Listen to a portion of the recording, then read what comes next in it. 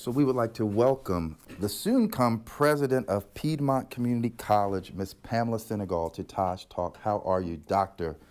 Pamela Senegal? I am doing wonderful. I appreciate being here today. So thank you for the invitation. Well, we're happy to have you. We're going to get right to it if you don't mind. Okay. So question for you. How do you prefer to spend your waking hours? You know, it depends a lot on what my schedule is for the day. But my habit now in the morning, pretty much every single day, whether I'm on vacation or I've got to work, is I want to spend time in God's Word in the morning. That's the first thing. Meditation, so to speak. In meditation, in His Word. People often ask me to pray for them, and I don't just say that I'm going to pray for you. I actually do, and so I keep a list, and so I like to spend time in the morning making sure I go over that list of people I'm praying for. And then if it's a lazy day, my other favorite thing to do is to get a big old thick newspaper. I know I'm one of the few people that still read a newspaper. Sure. But I love to get a great big cup of coffee and a newspaper and just read everything in there. Any particular newspaper you like to read? Okay. Sounds like a Sunday paper. The Sunday papers are definitely my favorites. And so I'm actually a New York Times. That's okay. I'm a Washington Post. I love the local papers, but having a New York Times on a Sunday with a big cup of coffee and a bagel. Sure. There you go. Just great. Well, I did a little homework, and I realized that you've been working in community colleges for over 20 years? Yes. All right. Over 20 years. So I have to ask, what motivates you to do this work? The biggest reason I do this work is because I feel like it's part of my tithe. Sure. I feel like we have a responsibility to use our gifts in a way that are going to benefit the most people. And I realize I have gifts around administration and encouraging people and bringing people together. And so working at a community college gives me an opportunity to use those gifts in a way that benefits so many people. I have watched people's lives literally go from one class to another as a result of completing some program at a community college. And what I love about it is that there's a multiplier effect. And so what I often would tell my students when I was still teaching is that this really isn't just about you. You completing this education, you are setting the tone for everyone in your circle of influence that this can be done, that this can be accomplished. And so that's what we do in community colleges. We transform lives. Who wouldn't want to be a part of that? Well, it sounds like you do many things. So tell me this. What is something about you that people would be surprised to learn? I actually love adventure sports. And it might be because I'm a mom of boys. I think I had a little bit in me before. But as a way to connect with my sons, we do things together. We don't just sit around and talk. We actually have experiences together. And so as a result of being their mom, I've had a chance to do whitewater rafting, zip lining, rock wall climbing, biking, hiking. And it turns out I actually love all that kind of stuff. I would like for the president of my community college to have done all those things too, so that's very good. That being said, in regards to community colleges, what do you find to be the biggest misconception regarding community colleges? And we're in a state where we're actually really fortunate that we have a strong UNC system. You know, we have a strong 16 university campus. We've got a strong system of private four-year institutions.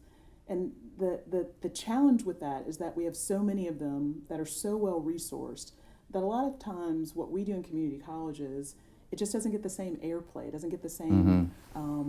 It doesn't get the same level of significance. Sure.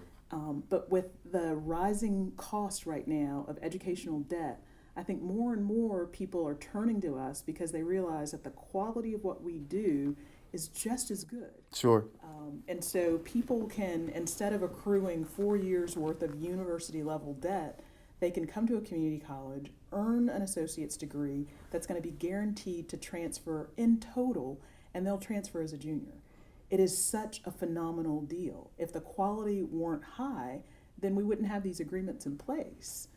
These senior institutions wouldn't accept our 2-year degrees without question if the quality of what we do isn't phenomenal. And so I think that's probably the biggest misconception, that somehow going to a community college isn't of the same quality. But I'm more and more talking to parents and young people, helping them understand that economically, if cash is an issue, if you didn't happen to be born with a silver spoon in your mouth and you're not just bleeding cash, Sure. well then maybe the community college option in concert with then transferring is a great option for you. You mentioned having 3 boys. My mom had 3 boys also. What have you learned from being a parent as well as a teacher that you bring to the community college setting? And I will say this, I once taught school in the Dominican Republic, and we spoke Spanish off camera, so I used to tell my students, you can now help teach me if I say this wrong, siempre una profesor y siempre una estudiante.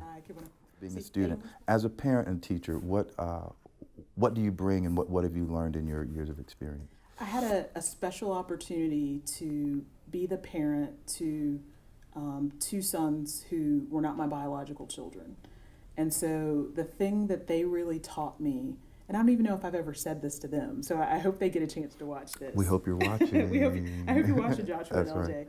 What they really taught me is to get over things, to not sweat the small stuff, to remember how much you really do care and love other people, even though you might disagree. That's right. And it's really it's been humbling to be their mother, and so I feel like I bring that same humility to the work that I do every day, because I know that I'm serving others. That's I might right. be the president of Piedmont Community College, but my job is to serve the community, to serve students, to serve employers, and to make sure that the community has what it needs. And you know, I'm a steward of right. these resources. Serve others as you would like to be served. That's right. Also, but without the expectation of that. That's right. And you mentioned, and we may have to do a whole nother segment about the simplicity of simply remembering.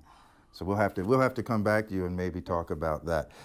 My youngest son, and I'd be remiss if I didn't say what I learned from my youngest son. Okay. My youngest son reminds me to not take myself so seriously, to have fun, to play bumper cars, to Nice. go for a walk, to go on a hike, and to be silly occasionally, and just not take myself so seriously. Nice. So All I right. bring that into my workplace, and the work that we do is serious, but we can enjoy the work that we do. We can have fun, and I think that when people get along in a work setting, that others see that and they want to be part of that. Do I hear a bit of a not just public speaker, but a life coach and a mentorship? All this coming from that. Well, I guess that's why you do what you do. So I have a 17-year-old rising senior. Congratulations. Thank you. I hope they're taking community college classes while they're in high school. So they can earn some college there credit. you go. Hope you're listening. So what advice would you offer to young people who are looking for a direction? And let me also add a caveat, or maybe to some not so young people who may be at a place where they're looking to expand their knowledge and their resources and their skills. What advice would you offer? The biggest thing I can encourage them to do is there are 2 things. So one, there are any number of career assessment inventories that are online that are absolutely free. Cool. I'm going to say that slow. Career assessment inventories online. That's right. Okay, go ahead. And I would encourage you, don't pay for them. There are plenty of them that are free. And so again, when I taught, I would encourage my students to take about 3 of them. And then when you take those inventories, look and see what the commonalities are in terms of what they encourage you to consider based on your preferences, based on your interest areas, based on your personality, based on the kind of work environment you want, right? So start there. If you really just have no clue what you understand, what your gifts might be, right? The second thing I'd encourage you to do, or young people to do, and even I'm a young person. I'm a young person, older person. But I'd encourage folks to try jobs out. So while I was in high school, I had the great benefit of my mother being the head of the counseling department. And so I knew about all the extra programs. And so one of the things they had was an internship program. And And so I had an opportunity. At one time, I thought I wanted to do something in the sciences. So I had an opportunity to do an internship at Discovery Place. Very nice. Turns out I didn't actually want to do something in science, and that internship helped me realize that. And then I had the bright idea that I wanted to be a television reporter, and so I got an opportunity to be a television reporter, and it turns out I didn't like that either. Then I thought I wanted to be an attorney, and so I had a chance to intern at a law firm, and it turns out I didn't. A lot of paper. Right. It wasn't anything like Perry Mason. No. But having those actual internships, some of them were paid, some of them were unpaid, but they gave me a frontline insight into the career that I was considering.